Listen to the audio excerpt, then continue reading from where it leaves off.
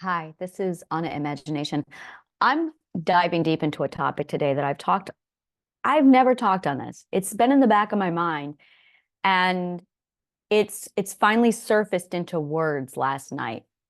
It's so when you are aware of the creative process, I hate to say the creative process because that sounds like it's exclusive to artists, and this is absolutely not true. This is scientific method. This is every person does this. If you have emotions, feelings, and a subconscious mind, this applies to you. It's a feeling that starts off with you feel it. And there is this concept that you have all the feelings that exist when you're born, and that's not true. They come to you in stages. And the more you grow, the more you get. If you haven't gotten a new feeling in a while, you're not growing. Really take that to heart. If you haven't gotten a new feeling in a while, you're not growing. So I had this feeling for a while. And when you have a feeling, they start developing. And when the feeling gets bigger and bigger, you need words to start to carve into it and cut it into a shape. And when you carve it and cut it into a define, yeah, it's literally adding definition to it. It starts to take shape.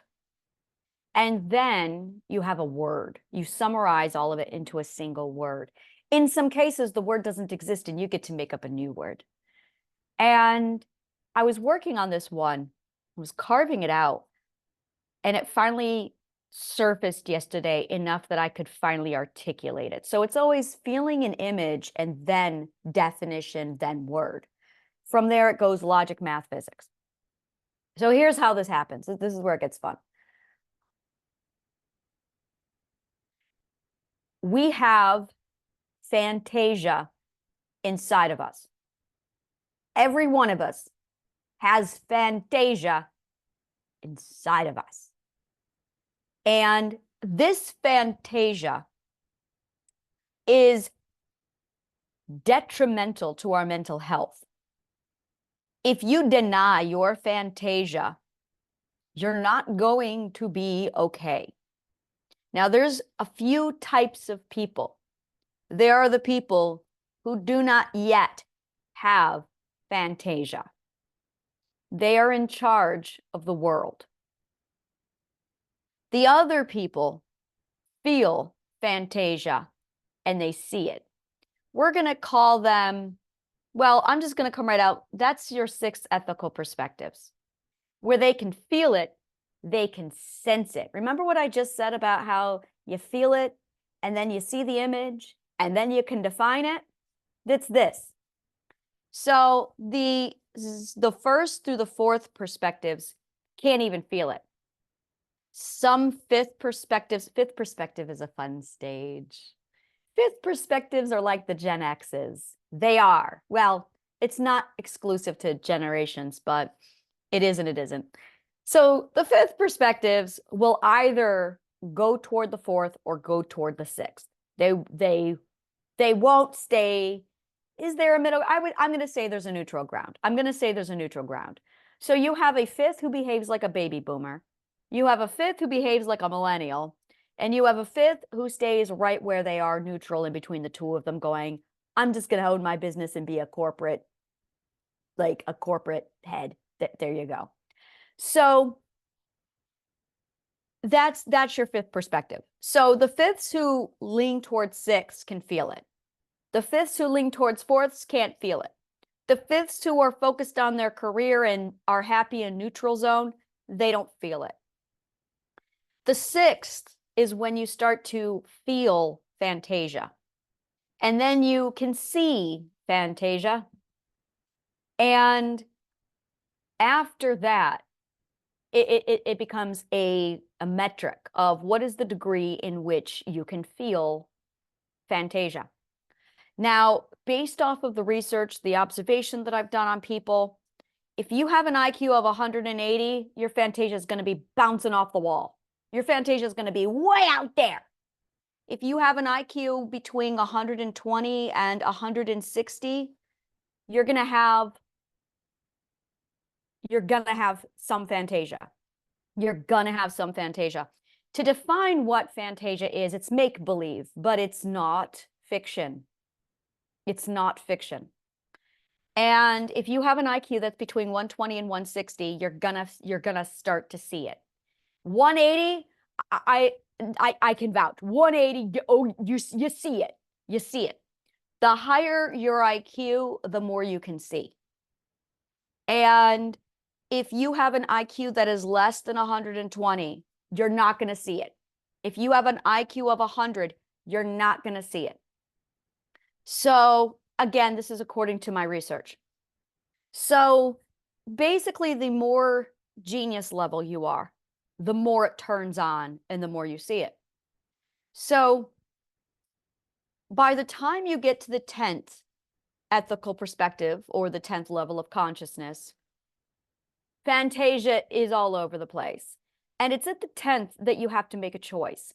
Am I going to live in the abstract or am I going to live in the material plane? I live 80% in the abstract.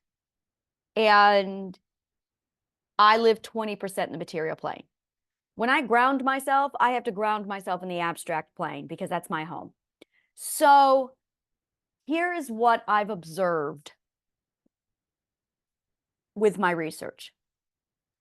Fantasia, because the fourth perspectives rule the world and they don't see fantasia, they have a high intolerance for it.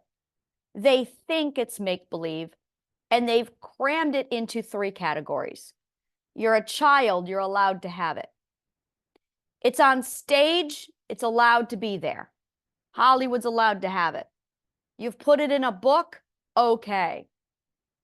And then they labeled it fiction, and that's it. As an ambassador of the abstract, I object. I had a conversation with a neuroscientist friend of mine, Maury, and we had a very interesting conversation one day. The conversation went like this. Maury says to me, you know, the subconscious mind doesn't exist, right? My subconscious mind and me. To hell it doesn't. And he said, no, really, it doesn't exist. No, to hell it does. It really does exist. And he said, there's nothing there. There's no physical evidence. And there was this moment where the subconscious mind and I went, fuck you and your science. Respectfully. Fuck you and your science. There is no physical neurological evidence of the subconscious mind. But we have feelings. But we have voices. But we have the subconscious mind. We have an entire field called psychology that revolves around it, but it doesn't exist.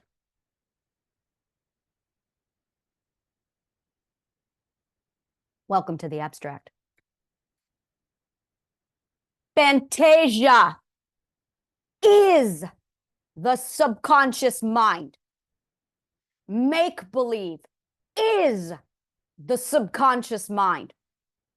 So you have a world of 8 billion people out there telling every 8 billion subconscious minds, you don't exist. We're going to talk about the mental damage that occurs when someone is told that they don't exist.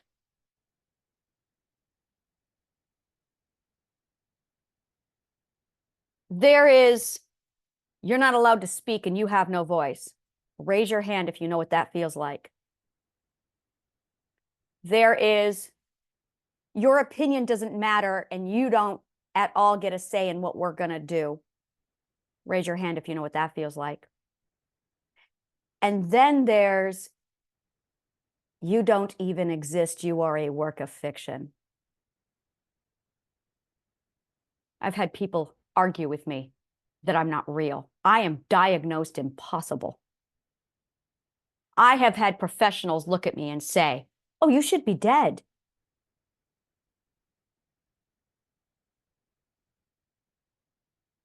Or you could change the way you think about reality. Because the alternative is I go kill myself. Now,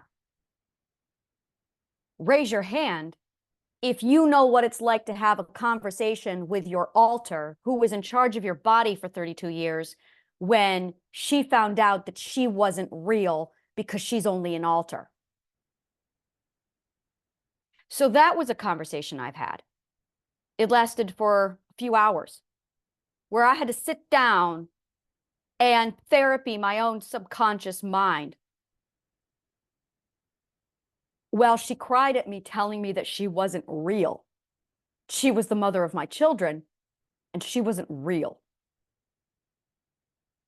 When you have that kind of a conversation with yourself, where you have to explain to an alter what is real, what is fiction, you really take a step back and you really ask yourself, what is reality? Because when you are holding your own sanity in the palm of your hand, and you've got to convince this alter that she mattered, you want to know what reality is? Reality is what matters. Fiction is what doesn't matter. That's what the definition of reality means. It doesn't mean it's not real. What it means is it doesn't matter. It's fiction, so it's not real. Doesn't matter. It's fiction. It matters. The word matter actually exists in the world of physics. Look up the word matter in physics and look up the word reality. So when you say something isn't real, what you're really saying is it doesn't matter. It isn't matter.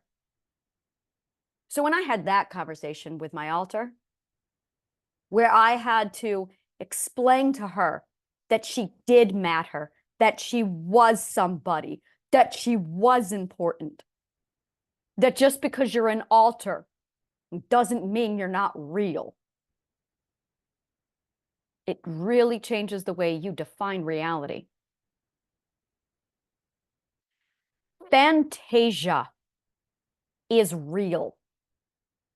The word fiction was a bully word that materialists thought up of to categorize fiction, fantasia, and the manifestations of the subconscious mind. And we're all walking around invalidating the existence of our subconscious minds. A subconscious mind only speaks in story. An identity only speaks in imagination. These are their language. And when we walk around going, it's fiction, you're not real, every invalidated subconscious mind that already has had its voice taken away from it is now being denied its own existence. I know shit about the subconscious mind. When you do that to a subconscious mind, it gets angry, it gets violent, it gets aggressive, it gets very, very destructive. It rises up and it will start to puppet the conscious awareness mind just to get your attention, but it's not real. So we're constantly invalidating our own subconscious minds who are already being invalidated through, you don't get a voice, you don't matter, you're a work of fiction, and your fantasia is garbage. And when you are demoted that low to non-existence, the Vikings had a word for it. It's called a nithing. The psychology of a nithing. Nithing, N-I-T-H-I-N-G, is the predecessor and the parent of the word nothing. In the Viking world, the word nithing was actually a noun. It was a title. You had the jarl, you had the people, you had the slaves, and then you had the nithing. A slave could buy their freedom and become a citizen. A slave in the Viking world could rise to jarl. A nithing was a death sentence. A nithing was so nothing that they literally stripped all title and all name from them and they labeled them a nithing. And then they cast them out and they ostracized them. That's what we've done to the subconscious mind. By taking Fantasia and banishing it to the abstract realm, we're literally calling it nothing. We're saying it doesn't matter and it's not real, but it's literally our subconscious minds. And our subconscious minds are people, and they talk to us all day long. And we're not talking back. We're not looking at them. We're not acknowledging them. There is nothing more neglected than a subconscious mind that's being ignored by its own consciousness. Let that sit with you. So now when we step into the world of Fantasia, I'm going to say it again. Fantasia is real, and it is a vast part of our subconscious makeup. It's part of you.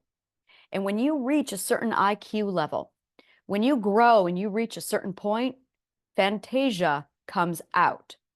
There are stages to this. Anyone who's less than fifth perspective is not even going to be aware of this. You know what? That's okay. It's not for them yet. The problem is when people do start to hear voices, when people do start to see things, when people do start to go, oh my God, magic is real. Oh my God, I'm a god. That's Fantasia. And it's very real. It's very, very real. We live in a society that is so intolerant of Fantasia that the people who run the show, the Fourth Perspectives, have banned it from us, which it's not yet for them.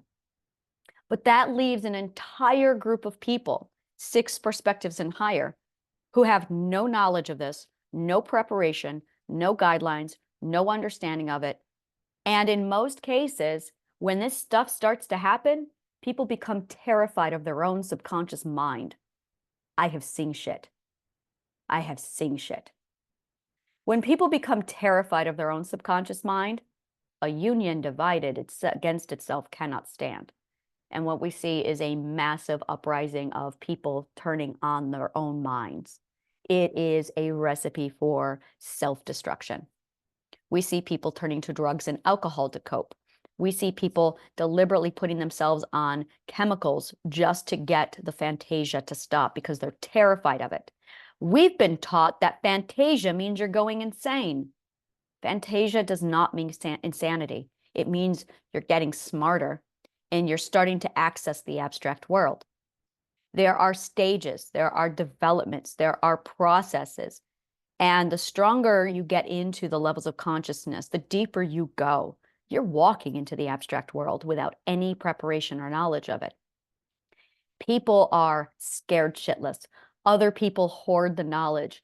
I have had so many people in my profession walk up to me and go, can I talk to you? Yes, you can talk to me. I think I'm a god. Yes, yes, you are a god. You are a god. You are the center of your own universe. Yes, you need to know that. Take it. Absolutely. It's okay. So am I. I offer training on it. This is Fantasia. Fantasia is real. It is the language of your subconscious mind. And if you don't know how to speak the language, it can be terrifying because everything you were told wasn't real becomes real. I have a saying where I walk around going, yeah, dragons are real. Dragons are real. Dragons are real. Dragons are very fucking real. Oh, yes. And when you start to understand the role that Fantasia has in your life and in your mental health, when you start to nurture Fantasia, your life changes. Your mental health stabilizes. One of the things that I've seen over and over again when I have done my studies in schizophrenia is a lot of people screaming a language they can't even communicate. I've been there where you're seeing shit and you don't know what words, there are no words to exist for what you see in Fantasia. Hear my words. The language did not exist. I had to invent it. Just to say all this to you, I had to invent a language to communicate direct from the abstract. This is what Fantasia is. You're going to see shit that there are no words for. And that's going to scare you. And when you try to communicate to a muggle what it is you're seeing, you're trying to explain something to a fourth perspective and they can't see it. So they call the genius, intelligent people who are starting to see Fantasia crazy and saying, here, have some pills. Now, when you're invalidated on that level, you become violent because you're being invalidated. You become angry. You become pissed off and frustrated, and you become so lonely. I get it. Oh my God, do I get that? And when you are that lonely, and then you have the conversation, do I keep it to myself because they're going to think I'm crazy? Yep. Been there, done that. Been there, done that. I was so far gone being called crazy that I had nothing to lose. I had everything to gain by pursuing this mystery. I went, what have I got to lose? I've been catatonic. I've been multiple personality. I literally have been it all. So what have I got to lose? They already think I'm insane. Let's just do this. So I just threw myself into it and I processed it. I walked through it and I went, oh, so this is the abstract. Fascinating. I'm going to need a compass because this is big. So I grounded myself. I found a grounding compass, compliments of Socrates. Thank you, Socrates. Was able to ground myself, was able to get through it. Was able to get through it, was able to document the entire journey. Went, okay, so I'm sitting here researching the whole pioneering journey, like, all right, this is, and I went through it, and it stops instantly overnight at the 10th ethical perspective. Instantly it stops. And I went, oh, look, this is the abstract. Oh, hello, the abstract. And everything behind me, the 6th to the 10th, is like, oh, that was the door. That's how big the abstract is. It's got a 4th perspective sized door. It's a big door. So once you get into this world, that's when Fantasia really opens up. And when you step into that level of Fantasia, now you're having full conversations with the subconscious mind. Now you get to know who you are. Now you're there where you are. Oh, hi. So this is myself. How are you? So you're the one I've been ignoring all my life. Yeah. And then there's this massive reunion of, oh, this is why I felt empty and completely despairing and like I had thrown myself away. This is why I feared rejection, is because I was rejecting you. That makes sense now. And you stop rejecting yourself, so your fear of rejection goes away. You stop abandoning yourself, so your fear of abandonment goes away. You unite with yourself, so you feel whole and fulfilled. And then you start living your life. And understanding suddenly Fantasia, that the subconscious mind is Fantasia. And it's like, oh, so you're the one who wants me to wear a crown and drink with straws like I'm 5. Got it. All right. So we have an arrangement now. You have to get along with your subconscious mind. So you have Fantasia, but your body is grounded in this material plane. And your body being grounded in the material plane is only, for me, 20% of your reality. Your reality is actually, the deeper into that Fantasia you go, the more the reality it becomes. And you're required, you cannot do this until you are the center of your universe. So when you shift yourself as the center of your own universe, then you can transcend into the abstract. Now, if you have a problem with being the center of your own universe, you're not going to be able to make the journey. That is when people go catatonic and they get lost in the abstract. You can get lost in the abstract. It's called catatonic state. It's dangerous. This shit is dangerous if you don't know what you're doing. And because no one's prepared for it, because we got 4th perspectives who don't even see this world or understand it, trying to tell us, oh, so you know it's not real, right? I remember watching this episode of Doctor Who getting so pissed. Amy, little Amy, is sitting there drawing stars, and the therapist is going, stars aren't real, honey. And I'm like, how dare you? How dare you? In her world, they're real. In her Fantasia, they're real. Remember, reality means it doesn't matter. That's all it means. Real means it doesn't matter. Every time someone says, well, that's not real, what they're really saying is it doesn't matter. Reality and matter. Stop using physics words if you don't know the physics. Stop using physics words if you don't know the physics. If you're going to use the physics words, become studious in physics. Classic physics, it's all you need. But when you start to realize the words work, force, energy, matter, reality, these are physics words. And if you're going to throw them around, you better know what they actually mean in the world of physics, because they mean something different there than they mean over here. And this is what happens when material playing concrete thinkers borrow from the abstract, having no idea what they're doing.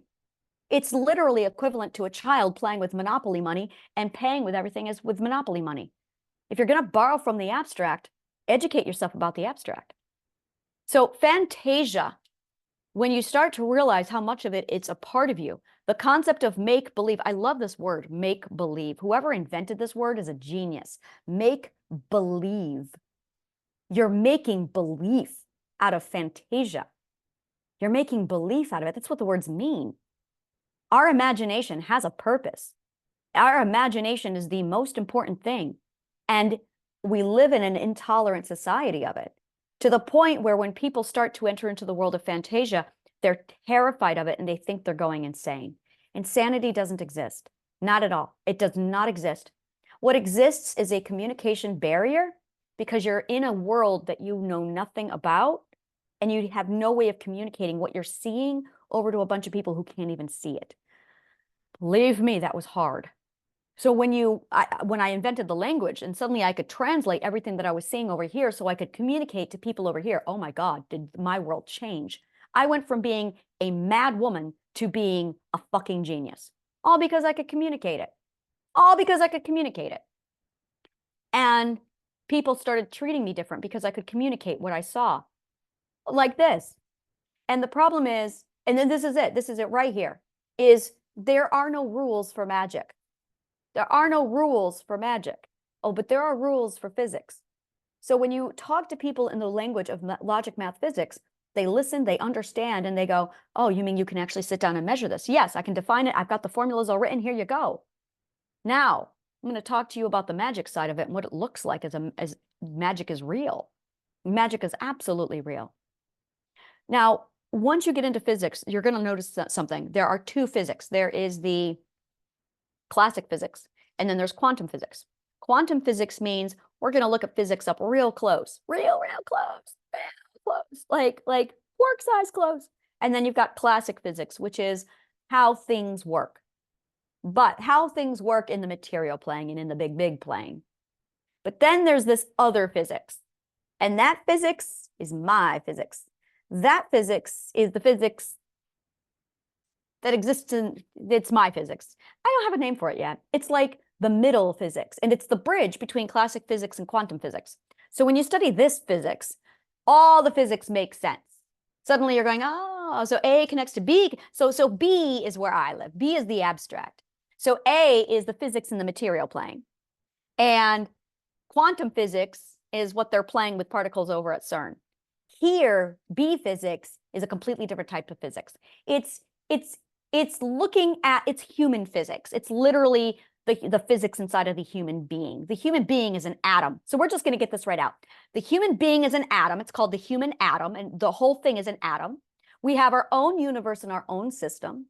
It runs exactly identical to all the laws of physics, and you have an electromagnetic field inside of you. Most likely, it's not working and it's shut down, which is why you have mental illness, is because your electromagnetic field has collapsed. No, it's collapsed. It's collapsed. You are now an unstable atom, which is why you're explosive and or you are compressed and you're quiet, and you probably are shaking with ADHD because physics. When you take frequency and energy and you compress it due to suppression of emotional energy, you're going to shake.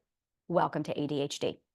When you are talking about out-of-phase signals, in-phase signals, and how frequencies work, electromagnetic field, they're going to be either getting along with each other because they're harmonious, or they're going to be contrasting each other, which is out-of-phase signals. And now you are talking about dissonance, cognitive dissonance.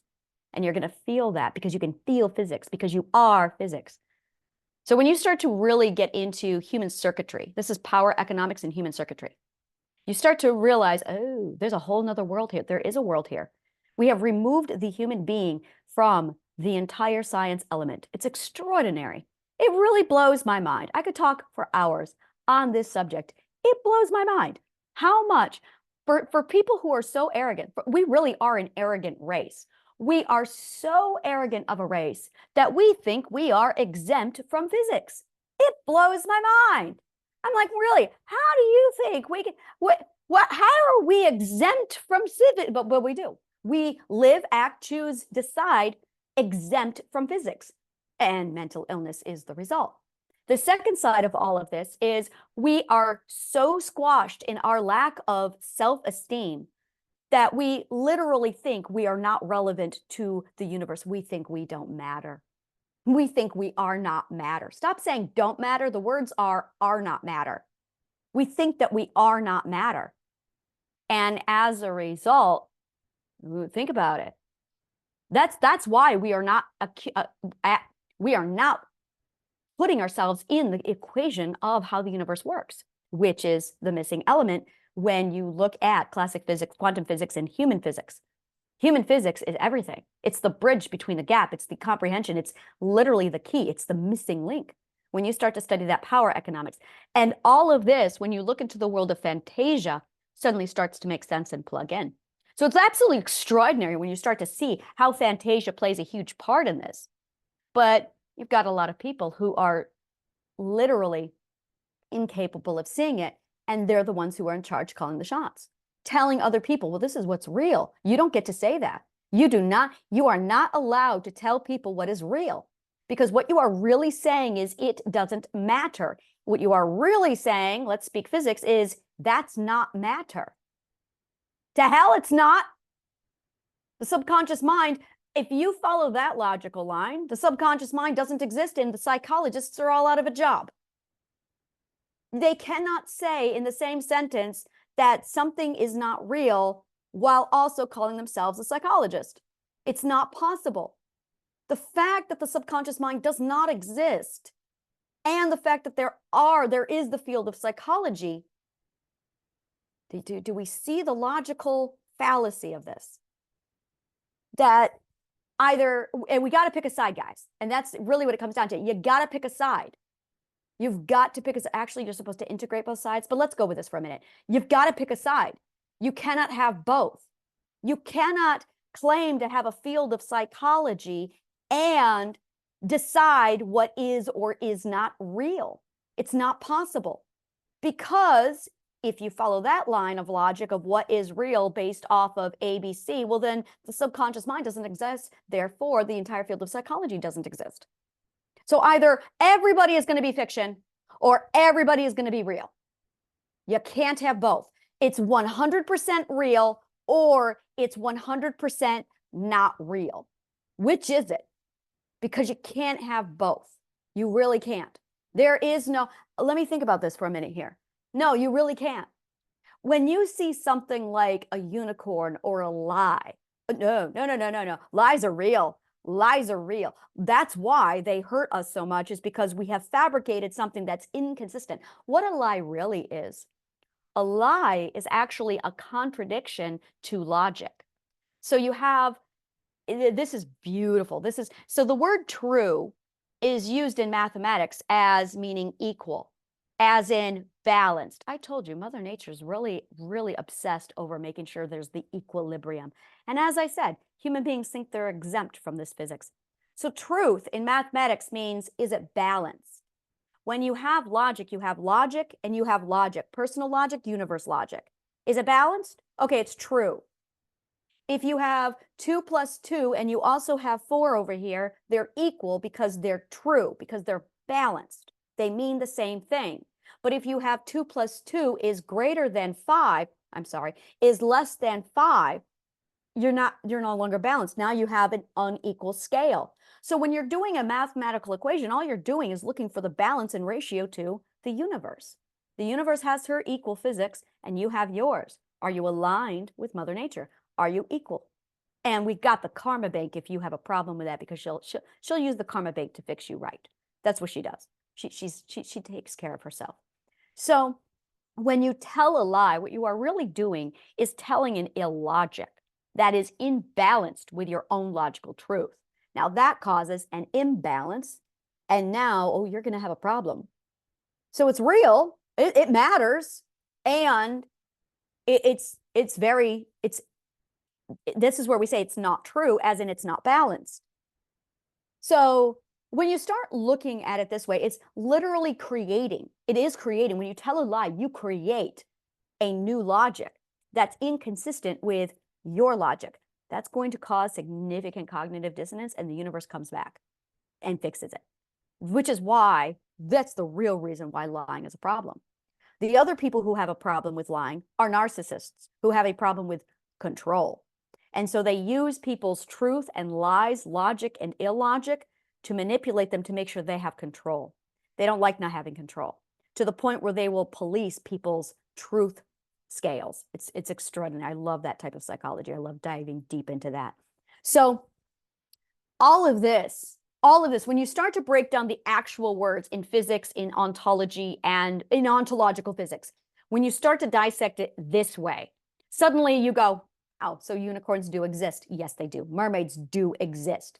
They are metaphorical. Metaphors are stories used to communicate. This is a whole nother realm. What you're really dealing with is a language. That's really what we're dealing with. Sitting there saying, oh, it's not real. Well, it's a language, and it's a language we're all using that no one's acknowledging. So to tell me that my language isn't real while we all use the same language, come on now. Come on now. It's a language. Now, either you know how to speak the language or you don't. No one knows how to speak the language. This is literally all I've done for the last 2 years is dissect this hidden language that we aren't even acknowledging. And when you start to understand how our language of abstract is broken down, how our subconscious mind uses story to communicate, it's a game changer. It is a fucking game changer. Between the story and the physics, I call it story physics. It's story physics. And when you start to analyze story physics, holy fucking shit, does the world change. So yes, there is no such thing as fiction. It's all real.